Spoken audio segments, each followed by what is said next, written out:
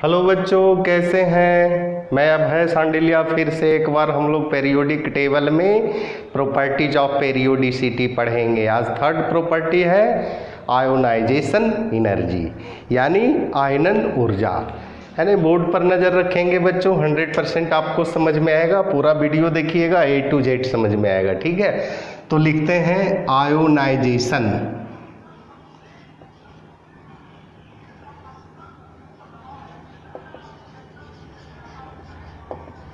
Ionisation energy, इसको हिंदी में कहते हैं आयनन ऊर्जा, या आयोनाइजेशन इंथैल्पी भी कह सकते हैं, आयोनाइजेशन पोटेंशियल भी बोल सकते हैं। तीनों का मतलब होता है आयनन ऊर्जा। Potential, enthalpy, energy, that is same energy, है ना।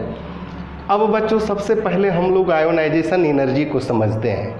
कोई भी एलिमेंट अपने लास्ट ऑर्बिट से जब इलेक्ट्रॉन को लॉस करता है तो ऊर्जा को रिक्वायर्ड करता है, ऊर्जा को रिक्वायर्ड करता है। उसी ऊर्जा को हम लोग कहते हैं आयोनाइजेशन एनर्जी। अब हम लोग एटम का शेप को देख लेते हैं। परमाणु का आकार यानी एटम का आकार इस प्रकार से होता है। ये जो है बीच में, इसको न्यूक्लियस कहते हैं, हिंदी में इसको केंद्रक बोलते हैं, ठीक है। और न्यूक्लियस में प्रोटॉन और न्यूट्रॉन रहता है, P और N। कहता है प्रोटॉन पॉजिटिवली चार्ज होता है और न्यूट्रॉन नो चार्ज होता है। ये न्यूक्लियस क्या हो गया, पॉजिटिवली हो गया। और इसके चारों तरफ सर्कुलर पाथ पर जो इलेक्ट्रॉन मूव करता है उस पर निगेटिवली चार्ज होता है, यानी E-। ये दोनों के बीच में जो हुआ इसको डिस्टेंस कहते हैं, रेडियस बोलते हैं, ठीक है। तो कहता है कि ये पॉजिटिवली है और ये निगेटिवली है, यानी दोनों के बीच ज़बरदस्त अट्रैक्शन रहता है। इस वजह से इलेक्ट्रॉन जो है इससे जुड़ा हुआ रहता है। और बच्चों इस इलेक्ट्रॉन को खींचने में यानी बाहर निकालने में जितना ऊर्जा लगेगा, है ना, इस इलेक्ट्रॉन को खींचने में, चूंकि दोनों एक दूसरे से जुड़ा हुआ है ना, तो इसको तोड़ने में, इस बॉन्ड को तोड़ने में जो ऊर्जा का इस्तेमाल होगा उसी ऊर्जा को हम लोग क्या कहेंगे, आयोनाइजेशन एनर्जी। और हमेशा याद रखिएगा बच्चों, ये जो एटम होगा तो गैसियस आइसोलेटेड, है ना। यहाँ लिख देते हैं गैसियस आइसोलेटेड एटम, है ना। यानी the amount of energy is required to remove of electron from the last orbit, यानी अंतिम ऑर्बिट से इलेक्ट्रॉन को हटाने में जो ऊर्जा का इस्तेमाल होगा उस ऊर्जा को क्या कहते हैं, आयोनाइजेशन एनर्जी कहेंगे। तो बच्चों हम लोग लिखेंगे the amount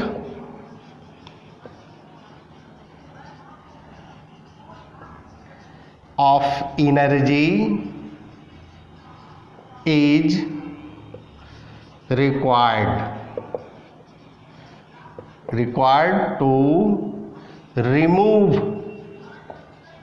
of an electron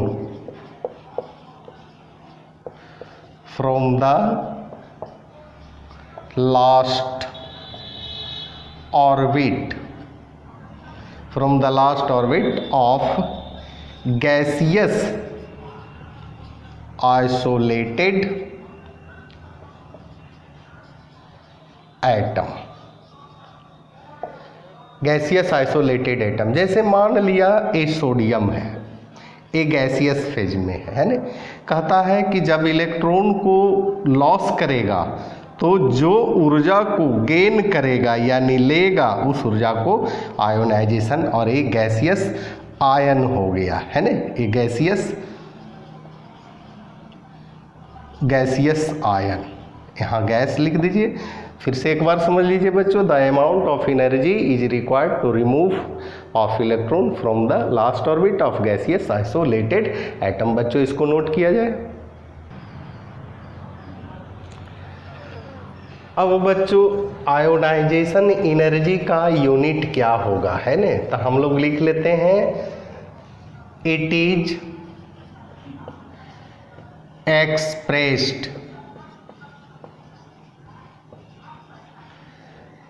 either in term of electron volt per atom या किलो जूल, इसको शॉर्टकट लिखिए केजी, किलो जूल पर मोल, किलो जूल पर मोल। या इस प्रकार से भी आप लिख सकते हैं इलेक्ट्रॉन वोल्ट पर एटम और या किलो जूल पर मोल, है ना, पर मोल, या इलेक्ट्रॉन वोल्ट पर एटम इज इक्वल टू होता है 96.3 किलो जूल पर मोल। यही यूनिट हुआ बच्चों किसका, आयोनाइजेशन एनर्जी का। अब हम लोग थोड़ा सा देख लेते हैं कि आप पेरियोडिक टेबल, चूँकि हम लोग प्रॉपर्टीज ऑफ पेरियोडिसिटी पढ़ रहे हैं ना, तो पेरियोडिक टेबल में हम लोग देख लेते हैं कैसे आयोनाइजेशन एनर्जी इंक्रीज करता है और डिक्रीज करता है ना।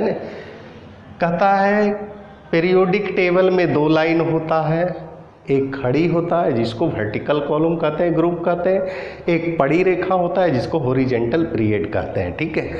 खड़ी रेखा है ना, टॉप टू बॉटम आते हैं, यानी ए हो गया टॉप, ए हो गया बॉटम। कहता है टॉप टू बॉटम, यानी ऊपर जो होता है उसका आयोनाइजेशन एनर्जी हायर होता है। क्या होता है, हायर होता है। और नीचे जो एलिमेंट आता है उसका आयोनाइजेशन एनर्जी क्या होता है, लोअर होता है ना। जैसे मान लिया एक ग्रुप के किसी भी मेंबर को हम लोग लेते हैं, लिथियम है, लिथियम के बाद सोडियम है, पोटासियम है ना, रुबिडियम है। इस प्रकार से पोटासियम 3 नंबर है, 11 है, 19 है, 37। अब बच्चों इसका इलेक्ट्रॉनिक कन्फिग्रेशन हम लोग थोड़ा सा देख लेते हैं, है ना। उससे आसानी से आपको समझ में आएगा कि कैसे ionization energy top to bottom decrease करता है ग्रुप में। ये जो है लिथियम, लिथियम का 2,1, सोडियम 2,8,1, पोटासियम 2,8,8,1, रुबिडियम 2,8,18,8,1, है ना। अब इसका बनाते हैं, इसमें 2 ऑर्बिट है ना, इस प्रकार से, इस प्रकार से। यहाँ जो इलेक्ट्रॉन है न्यूक्लियस से इलेक्ट्रॉन के बीच का डिस्टेंस, फिर हम लोग देखते हैं सोडियम, इसमें 3 ऑर्बिट है, 1 2 3, है ना। यहाँ इलेक्ट्रॉन है, यहाँ पॉजिटिवली चार्ज न्यूक्लियस है, यहाँ से इसका डिस्टेंस देखते हैं। इसके बाद ये 4 ऑर्बिट है पोटासियम का, 1 2 3 4, है ना।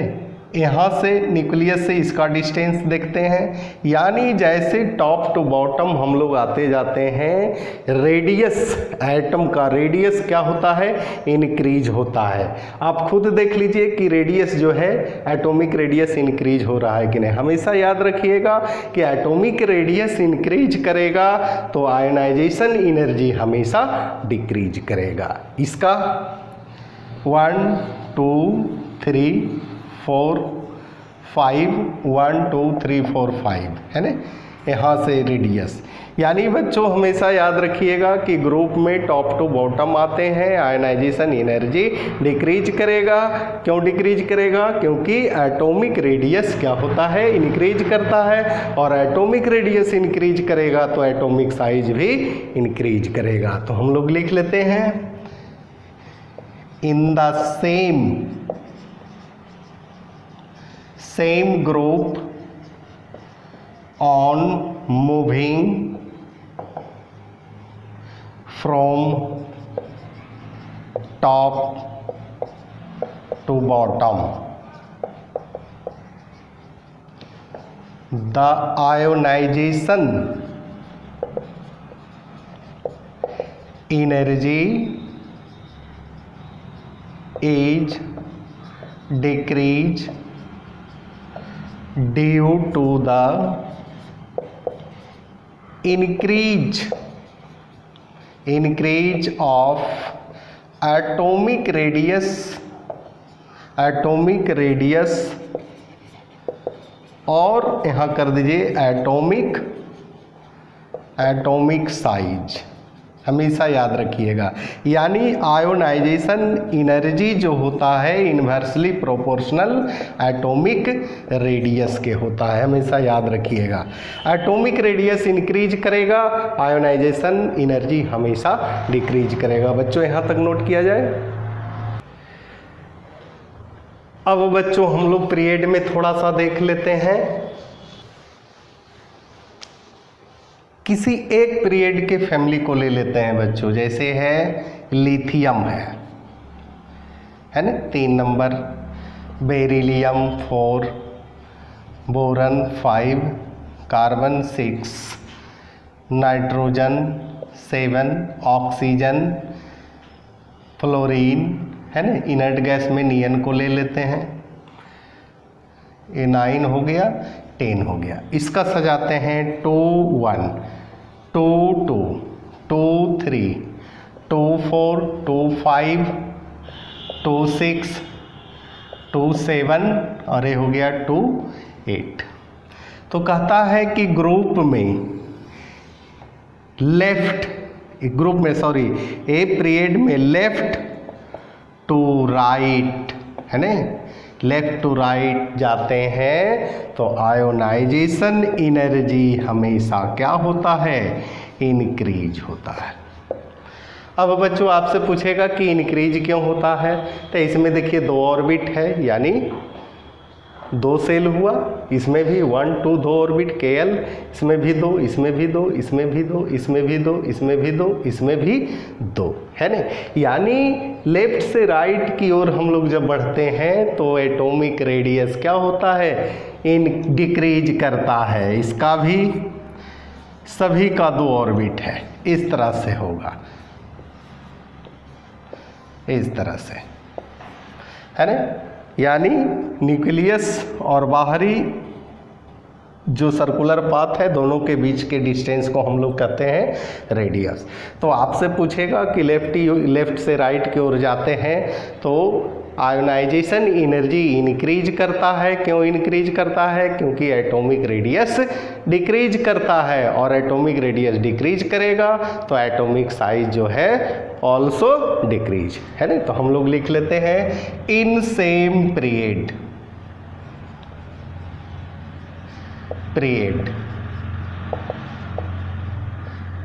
Are coming